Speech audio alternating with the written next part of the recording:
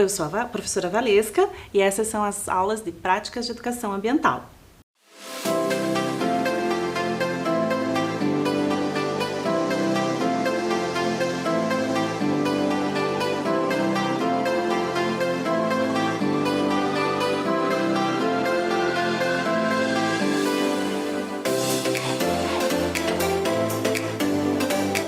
Então, pessoal, para iniciar a nossa aula de hoje, nós vamos fazer uma retomada do conteúdo da aula passada, tá? Que foi sobre escassez de água, a crise hídrica. E antes da gente iniciar o nosso assunto de hoje, a gente precisa fazer essa retomada porque vocês fizeram alguns apontamentos, alguns estudantes mandaram para nós o que acontece quando acaba a água, se acontece um problema com os canos, se eles furam, se há vazamento na rua, né? E alguns estudantes enviaram pra gente, né? Então, o estudante Lucas falou que, em geral, quando acontece falta de água, eles ligam para a Sanepar, né? Pede a mãe, em geral, ou o pai que liga.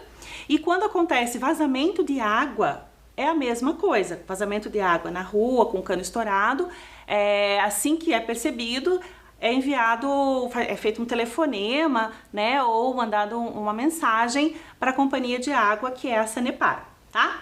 Vamos retomar aqui o que é uma bacia hidrográfica, né?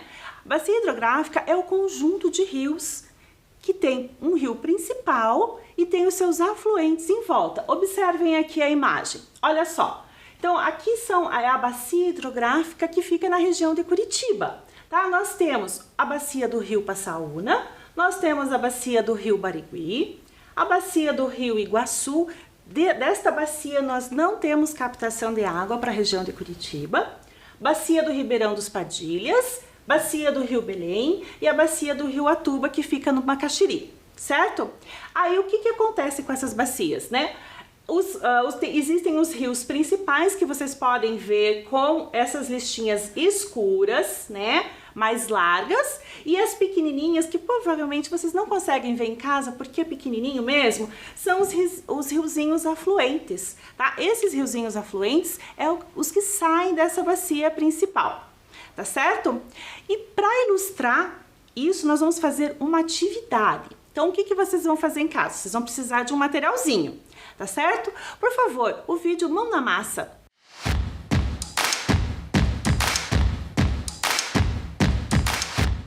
Então, para o nosso momento Mão na Massa, vocês vão precisar de uma folha. Esta folha pode ser sulfite branca, pode ser uma folha do seu caderno, como você achar melhor, tá? Você vai procurar lá. Também uma folha, eu estou usando aqui nesta aula uma folha de couve, mas você pode usar qualquer folha que tenha no seu quintal, tá certo? E você vai precisar também de um giz de cera, pode ser feito com lápis de cor, tá bom? Eu vou dar um minutinho para você pegar esses materiais, tá?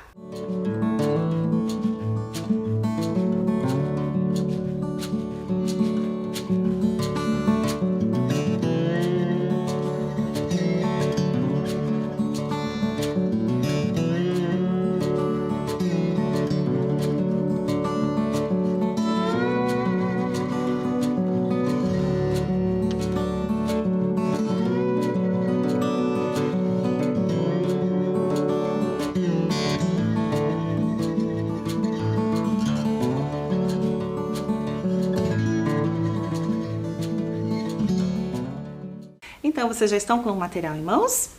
Vamos lá, o que nós vamos fazer é utilizar esta folha de couve para observar justamente os rios, o rio principal de uma bacia hidrográfica e os seus afluentes. Como nós vamos fazer isso? Você coloca a folhinha embaixo da folha de papel que você pegou e com o seu giz ou o seu lápis de cor, você vai pintar sobre essa folha. E a gente vai pintando, vai pintando. Daqui a pouquinho vai aparecer os recortes, vai aparecer a linha principal, o rio principal. Vocês estão fazendo em casa?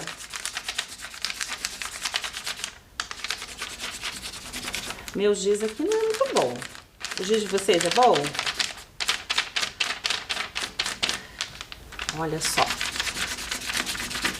cor pode ser a cor que você quiser. Você pode usar a cor vermelha, verde, amarela, a cor que você achar conveniente. Você pode caprichar mais do que eu, tá? Capricha aí. Agora, vamos comparar o nosso desenho? Você pode caprichar bem mais do que eu, tá, gente? É porque aqui a gente tem um pouquinho de tempo. Então, qual é o objetivo dessa pintura? É ilustrar a bacia hidrográfica com o seu rio principal e aqui as margens, os seus rios afluentes, que partem dele, que em geral são rios menores, assim como você está vendo na imagem, tá certo? Então, agora nós vamos continuar daqui, tá certo, pessoal? Deixem o material de vocês do ladinho. E agora a gente vai dar continuidade para a aula. Observem os mapas aqui na tela. Então aqui eu estou continuando a falar sobre as bacias hidrográficas do Paraná, tá certo? Então eu gostaria que vocês vissem aqui comigo, olha, essa bacia aqui, ó, é todinha do Rio Iguaçu, que está apontada com a flechinha laranja. A bacia do Rio Iguaçu, ela chega e aqui, olha, no finalzinho do Paraná, né, dos limites do Paraná com os países vizinhos, nós temos a junção de bacias, que é a bacia do Rio Paraná, tá? Que fica aqui, que está junto, lá quando nós falamos sobre a Itaipu, a reserva de Itaipu, quando nós falamos dos rios que formam os reservatórios lá das hidrelétricas, né? Nós comentamos sobre isso. E falamos também que a crise hídrica afeta também a produção de energia, porque se nós não tivermos chuvas suficientes para que caiam nos rios e aumentem o abastecimento desses rios, influencia também na produção de energia. Talvez não diretamente na Itaipu, que é uma grande empresa, como eu havia falado na outra aula, mas pode influenciar outras hidrelétricas ao longo do nosso estado, tá? Não existe só a Itaipu, existem outras usinas hidrelétricas menores que também compõem toda a rede de produção de energia, certo?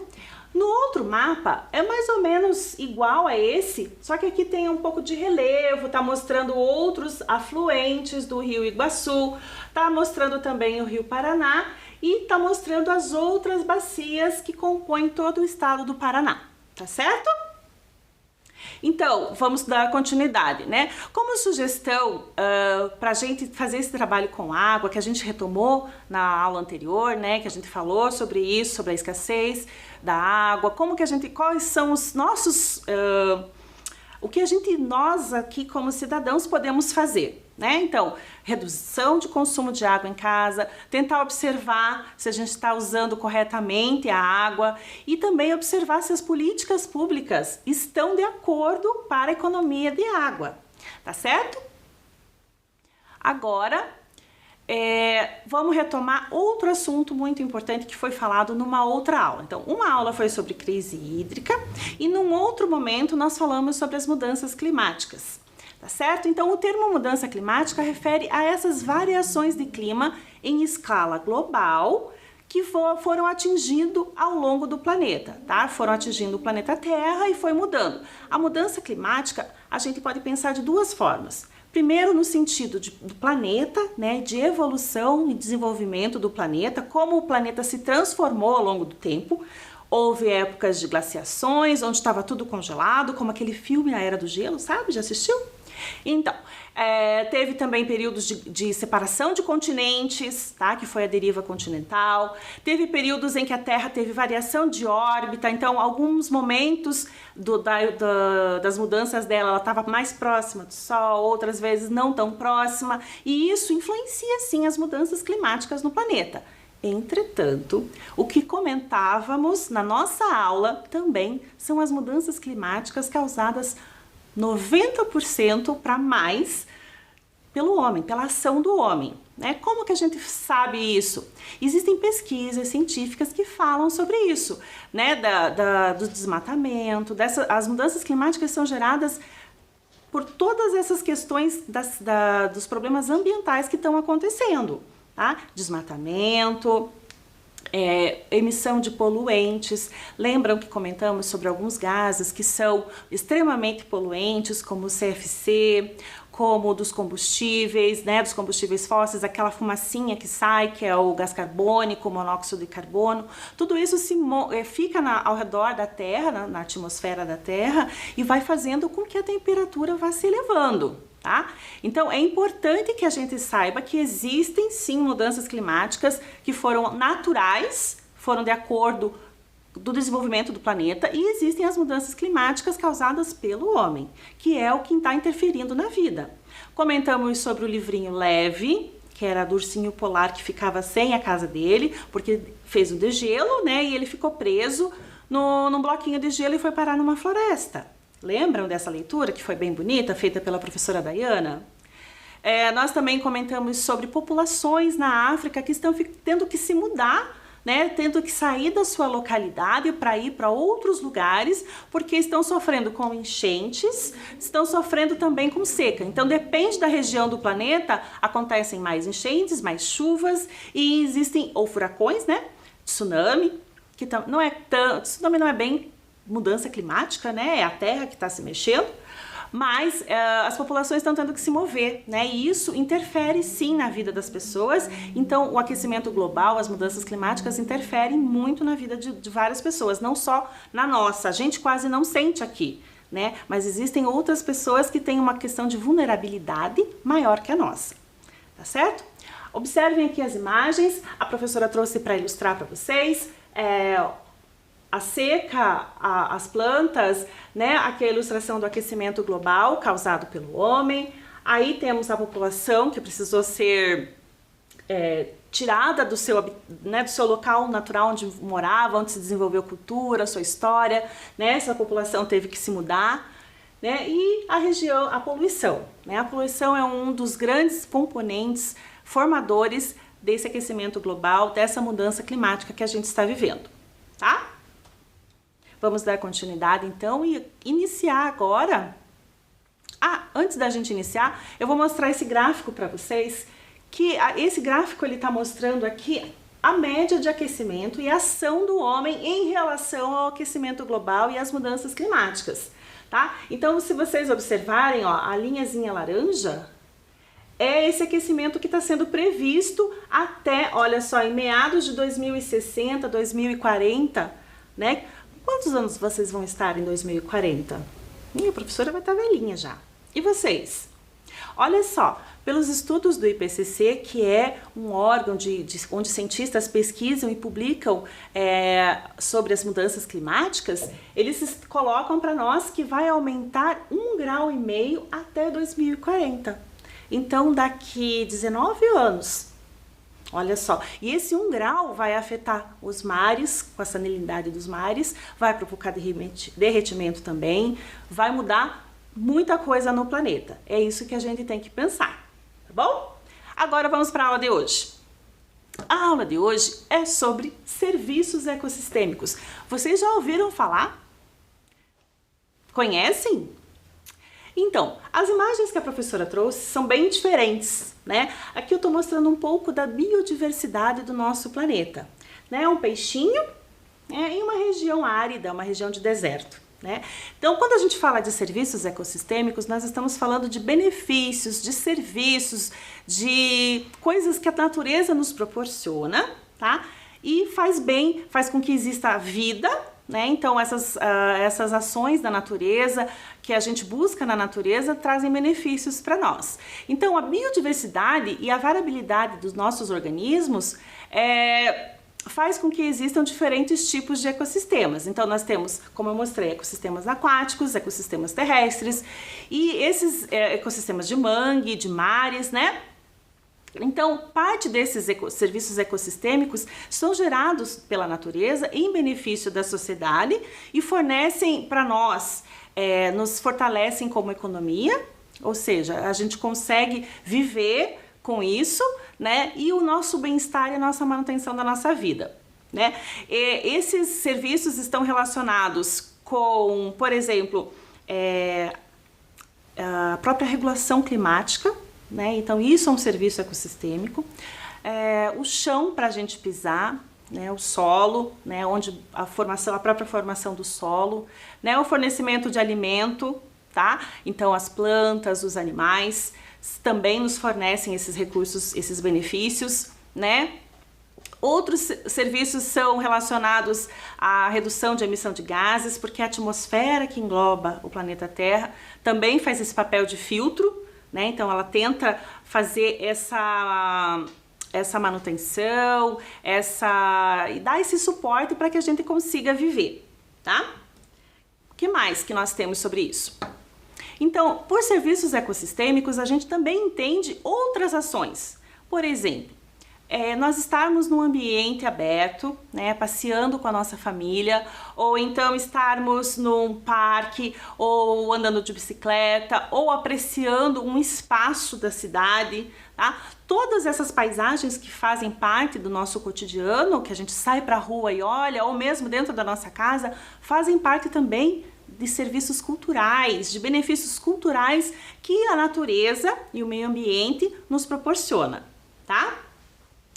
Além disso, a base das funções da natureza são indispensáveis, como eu já tinha falado, sobre alimentação, né? Tudo isso dá apoio à vida e a gente precisa cuidar, tá? Por que precisa cuidar? Porque se a gente eliminar uma espécie ou outra, faz sim diferença. Tá? Então, quando a gente está falando da importância da biodiversidade, a gente está falando que todos os seres vivos, até esta abelhinha que está ali, sim, tem ferrão. Se você for perto dela, ela pode ser que venha e venha atrás de você, mas ela tem um serviço muito importante, assim como as borboletas, os morcegos, que é o serviço de polinização. Isso é um serviço ecossistêmico fundamental. Sem esse serviço de polinização, nós não teríamos a variabilidade de plantas no planeta Terra, tá? Então isso é um serviço bem importante. Nem sempre a gente tem consciência dessas ligações, né? Então aqui vocês olham, nós vimos aqui algumas frutas, uns cereais, vemos ali as pessoas numa plantação de arroz, né? Vocês já tinham visto plantação de arroz? Eles estão fazendo a colheita do arroz ali. O arroz ele dá nesse ambiente bem úmido, bem molhado, com água, sabe? É ali que se planta arroz. Nem sempre a gente tem consciência dessas ligações entre a nossa vida em sociedade e o meio ambiente. E às vezes a gente precisa levar em consideração qual é o valor, né? Vocês já pararam para pensar quanto vale a água que você toma? A água é sim um elemento do planeta Terra e é sim um recurso ecossistêmico, é um recurso, um serviço que a Terra nos fornece. E vocês já pararam para pensar que quanto você pagaria por essa água que está aí nos rios, nos lagos, né, ou congelado nas geleiras? A terra onde é feita a plantação, já pensaram qual é o valor disso? Ou o valor de um animal? A gente não pensa nisso, né? Seria uma boa hora para pensar. Agora vamos falar do que é o ecossistema, né? Eu falei de serviços ecossistêmicos, que são ações que o planeta, que o meio ambiente fornece para nós, tá? Agora vamos pensar aqui, vocês lembram ou já tiveram o que é ecossistema? O que é isso? O ecossistema é formado por componentes abióticos que não têm vida, tá? E por componentes bióticos, são aqueles que têm vida. Os abióticos compreendem os nutrientes, tá? Todo o fornecimento de nutrientes do planeta, madeira, combustíveis, metais, tá? O ciclo dos gases, da água, a energia térmica do planeta, né? Porque a gente tem essa energia aqui dos ventos e a energia do calor mesmo, que é por causa da atmosfera, né? Vem a luz do sol, faz aquele efeito estufa que esquenta o planeta, que precisa ter, porque se a gente não conseguiria viver com um planeta muito gelado, né? E isso tudo faz parte do ecossistema. Então, os componentes abióticos são aqueles que estão na natureza e que não têm vida. Os componentes bióticos compreendem os produtores, as plantas, os consumidores, que somos nós, né? E os decompositores, que são os fungos e as bactérias, tá? Tudo isso aqui faz parte do meio ambiente e dos serviços ecossistêmicos. Agora nós vamos dar uma paradinha para respirar e vamos assistir um vídeo que fala sobre a natureza e os seus serviços, ok? Você sabe o que tomar um café, usar o celular e ler um livro tem em comum? Esses e inúmeros outros hábitos do nosso dia a dia dependem direta ou indiretamente da biodiversidade e dos serviços ecossistêmicos. Os serviços ecossistêmicos são os benefícios prestados pela natureza, que nos fornece água limpa, ar puro, alimentos, regulação do clima e proteção contra desastres naturais, energia, polinização, lazer e até bens culturais e valores emocionais. A nossa segurança alimentar, hídrica, climática, energética, bem como a saúde humana, dependem da conservação da biodiversidade e dos serviços ecossistêmicos.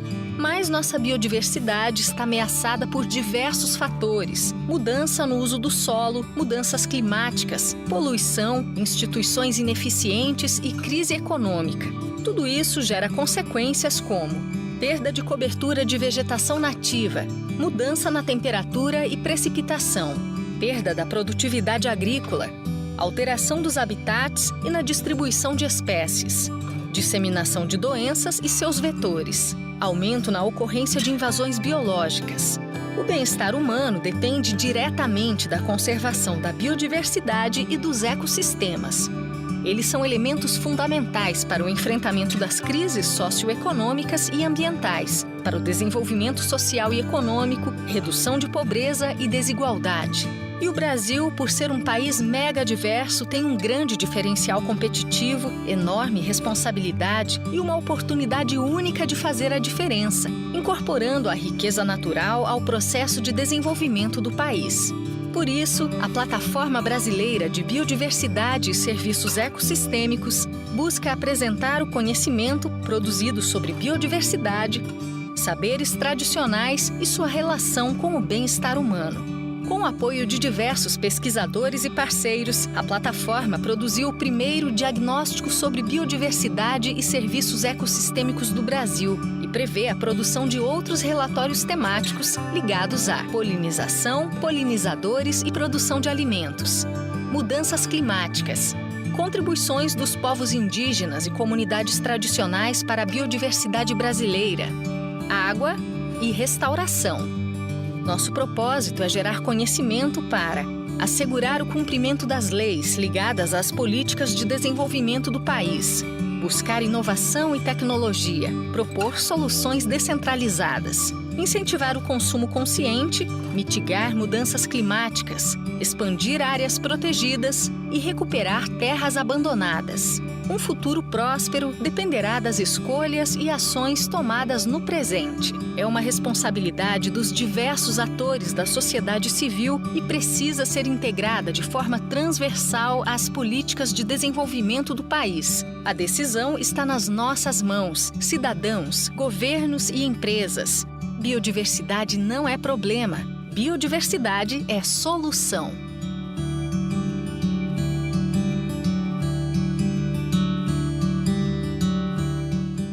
Então, sobre o vídeo, ele está falando justamente sobre esses serviços que são prestados, que a gente vai falar um pouquinho de cada um, tá? Então, nós temos aí um serviço de provisão, que engloba todos esses produtos que são obtidos do ecossistema, que são oferecidos diretamente para a sociedade. Quais são esses produtos? São formas de combustíveis, por exemplo, tá? Então, combustível fóssil, que foi feito há milhões de anos, né, pelos animais mortos, em decomposição, pelos fósseis, né? Combustível que a gente usa hoje muito nos carros, mas também um combustível que é considerado energia limpa, né? Fornece energia eólica, lembram que a gente falou dos campos eólicos, né? Então aqui o vento passa por ali e daí ali quando gira a turbina forma energia elétrica. Então é uma obtenção de energia pela natureza também, sem ser utilizado um combustível fóssil, tá? O que mais nós vemos aqui? Os alimentos, que é serviço de provisão também. Esse de provisão é trazer o alimento para nós, é o cultivo, e a polinização que já tínhamos falado. Sem polinização, a maioria das frutas, a maioria das plantas não estaria aqui. Inclusive, os serviços de polinização, os polinizadores não são só as abelhas, tá? Não são só insetos. Os morcegos também têm um papel muito importante dentro desse serviço, tá bom? O próximo aqui são os serviços de suporte, tá? Quando nós falamos da rocha, do solo, né? todo esse desenvolvimento que nós temos aqui do solo, para chegar no solo de cultivo, de plantio, para a gente montar nossas casas, tudo isso é suporte. Por que suporte? Porque dão condições à existência da vida, tá? A própria biodiversidade do planeta. Então, toda essa biodiversidade, as quantidades enormes que temos de animais e de plantas e de outros seres vivos, como por exemplo, nós temos, temos as bactérias, temos os vírus que estão por aí também, nós temos seres menores, né? Além de animais e plantas, temos os insetos, tá? Então, toda essa biodiversidade faz parte desse serviço de suporte. Aí nós temos também, aqui estou repetindo a provisão, né? A importância da água para nós e dos combustíveis, né? Então, para provisionar, para nos trazer recursos para que nós possamos viver no planeta. Água e combustível é muito importante, tá? E os serviços de regulação são esses serviços que responsáveis por equilibrar as condições do ambiente. Serviços importantíssimos, porque eles controlam o regime de chuvas, ou se vai ter enchente, se não vai, se vai ter um clima mais seco aquele ano ou um clima mais úmido, tá? Então a regulação do ambiente natural é feito por serviços de regulação. Florestas fazem isso, tá? Por isso que é importante a gente repensar esse negócio de desmatar, tá? Não dá para ficar desmatando, cortando tudo, porque as florestas têm importante nesse sentido. Aí, os serviços culturais que nós comentamos no início são serviços que a natureza nos presta quando nós estamos em contato com ela, né? Com a paisagem, com aquela sensação de bem-estar que a natureza nos proporciona, tá?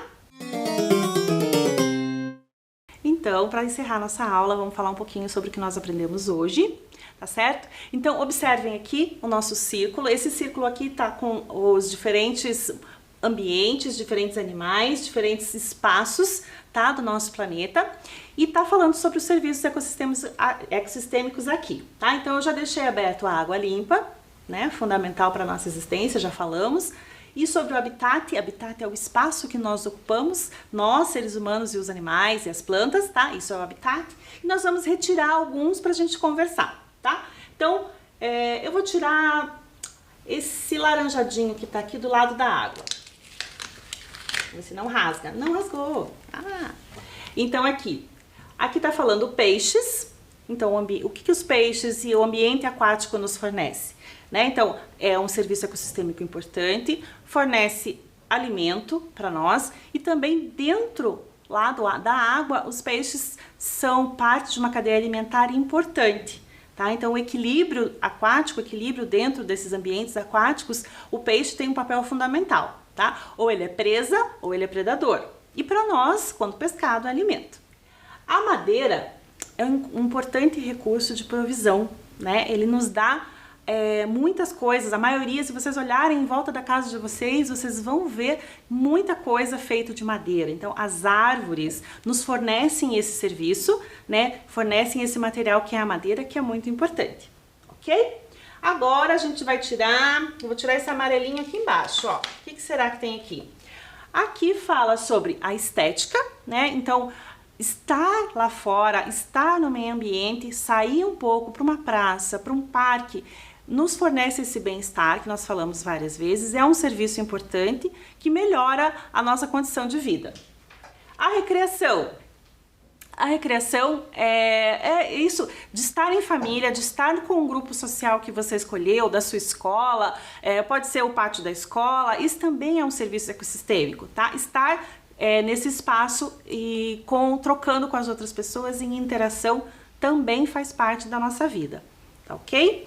E pra gente encerrar a aula de hoje, nós vamos falar sobre o Objetivo do Desenvolvimento Sustentável, que é o objetivo 15, que fala sobre a vida terrestre, a importância da vida terrestre para nós, tá? Então esse objetivo fala que até 2030 nós temos que estar preocupados com a preservação, a conservação desses espaços da vida terrestre, tá certo? Porque a preservação desses espaços também vai fazer a manutenção da nossa vida, vai favorecer a manutenção da nossa vida no planeta, tá ok?